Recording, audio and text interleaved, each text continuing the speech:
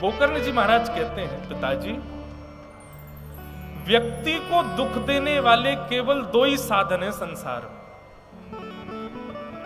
हम केवल दो ही चीजों से दुखी होते हैं। क्या? बोले पहली अहमता और दूसरी ममता। ये दो ही दुख के कारण हैं।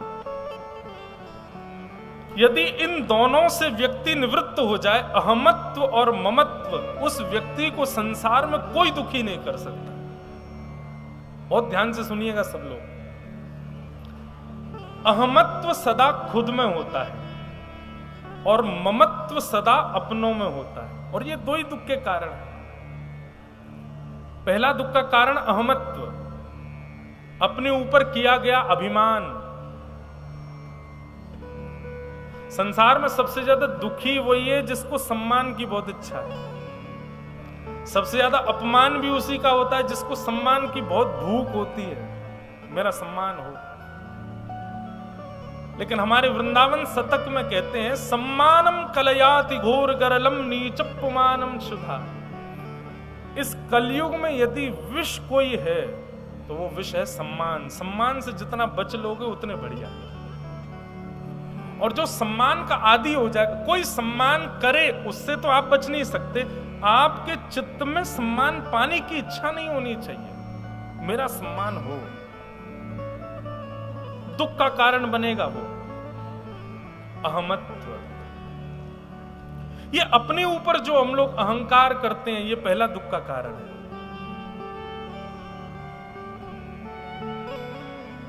बिंदु जी महाराज जी के बड़े प्रिय प्रिय कवि हैं। एक हमारे वृंदावन के कवि हैं श्री बिंदु जी। कवि नहीं है, कथाकार थे। बिंदु जी का एक सुंदर पद है, पूज्य पिताजी कथा में गाते हैं। देने वाले ने दिया, वह भी दिया किस शान से, मेरा है यह लेने वाला, कह उठा अभिमान से। मैं मेरा यह कहने वाला, मन किसी का दिया, मैं नहीं मेरा नहीं, यह तन किसी का है दिया। और जो किसी की दी हुई वस्तु पर अहंकार करे, इससे बड़ी मूर्खता क्या होगी? आपने मुझको अपनी गाड़ी दे दी, बोले कि हम जा रहे हैं 10 दिन के लिए कहीं घूमने, आप हमारी गाड़ी रखो। और मैं 10 दिन के लिए उस गाड़ी पर इतना अहंकार जमाऊं, अरे ये तो मेरी है, मैं चाहे जैसे चलाऊं, मैं चाहे जैसे रखूं।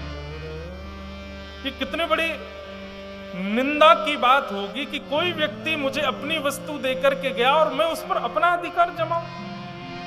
यही सब हम आप सब लोग कर रहे हैं। तन ठाकुर जी ने दिया, ठाकुर जी की सेवा के लिए दिया, संतों की सेवा के लिए दिया, लेकिन इस तन से अभिमान करके हम अपने को ही संतुष्ट कर रहे हैं।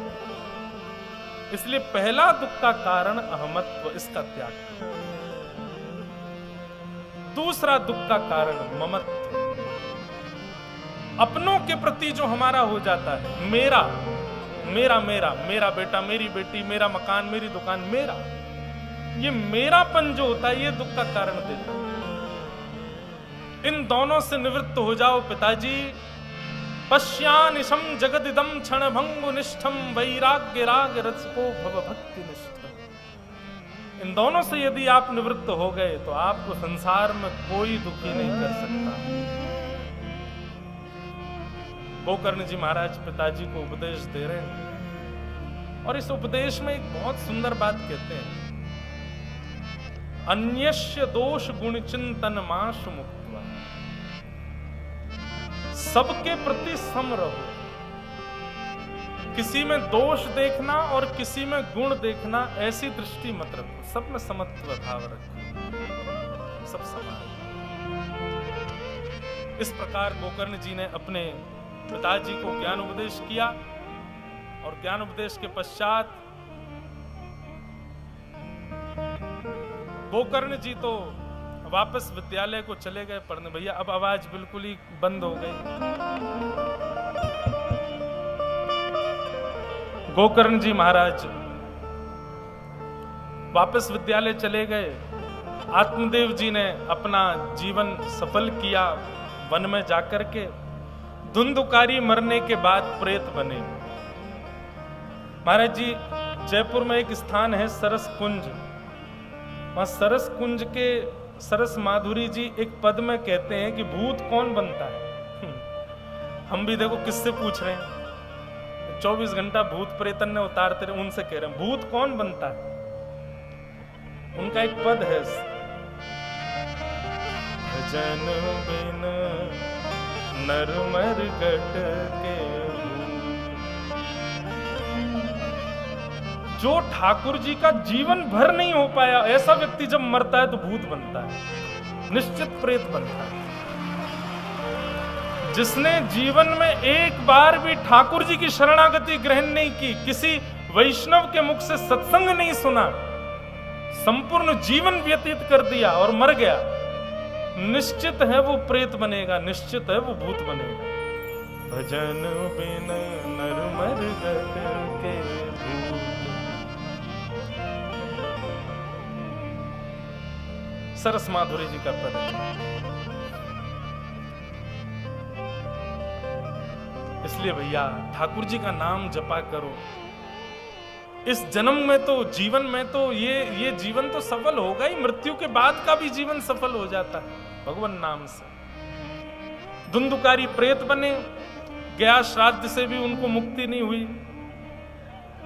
तब सूर्य भगवान की आज्ञा से गोकर्ण जी महाराज ने भागवत की कथा की, और श्रीमद् भागवत की कथा होते ही भयंकर प्रेत योनि में बंधे हुए श्री धुंधुकारी जी भगवत रूप धारण करके प्रकट हो गए और भगवत धाम को प्रस्थान कर गए। बोलो भागवत महापुराण की जय।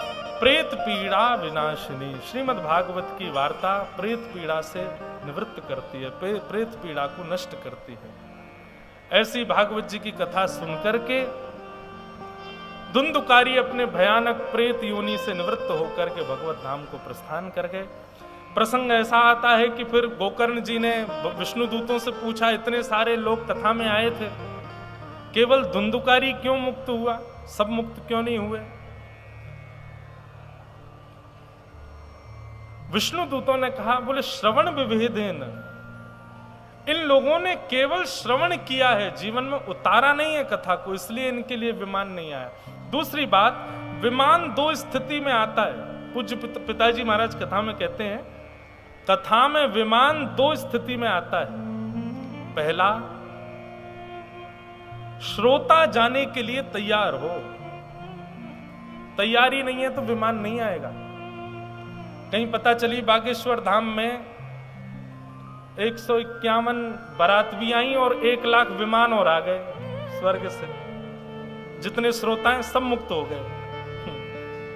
सब कहेंगे महाराज जी हम तो विवाह उत्सव में आए थे, निवृत्त होने थोड़े ही आए थे, अभी तो बेटा को ब्याह करना है, अभी तो घर जाना है, हमको वापस अपने घर जाना। हम तो महाराज जी महाशिवरात्रि उत्सव मनाने आए थे, लेकिन यहाँ क्या हुआ, ये विमान आके विष्णुदूत पकड़ पकड़ के ले जा रहे हैं। कथा में विमान आता है, लेकिन उसके लिए आएगा जो जाने के लिए तैयार है।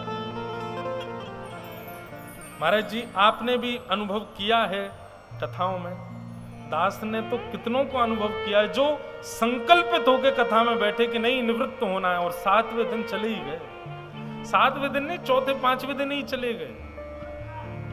कितनी बार कथाओं में ऐसा हुआ। बद्रीनाथ में एक बार महाराज जी कथा थी, तो यजमान परिवार के पुरोहित जी 4थे दिन कथा में भीष्म स्तुति चल रही थी, पता नहीं उनको क्या भाव आया, और कथा के बाद में मंच से हम उतरे तो रो रहे थे। मैंने कि पंडित जी आप ऐसे क्यों?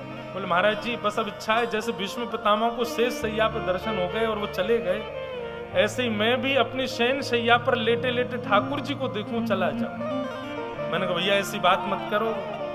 वो नहीं अब तो यही स्थिति है। अगले दिन महाराज जी 5वें दिन सुबह 4 बजे यजमान मेरे कक्ष में आए और आकर के बोले महाराज जी अनर्थ हो गया। मैंने क्या हो गया? बोले सुबह 3:45 बजे जब बद्रीनाथ भगवान के कपाट खुलते हैं ना, ठीक उसी समय हमारे जो कुल पुरोहित आए थे, कल से कथा के बाद से उन्होंने भोजन पानी सब छोड़ दिया, बस ठाकुर जी का नाम गा रहे थे, रात्रि भर सोए भी नहीं, बैठे रहे और सवेरे 3:45 बजे नारायण नारायण नारायण नारायण कहते कहते भगवत धाम को प्रस्थान कर गए। 5वें दिन ही। ताली मत बजाओ, कोई पधार गए, आप ताली बजा रहे हो। हम एक बात कह रहे हैं, संकल्पित होके यदि कोई कथा में बैठ जाए तो निश्चित है विमान आ जाएगा उसको लेने के लिए।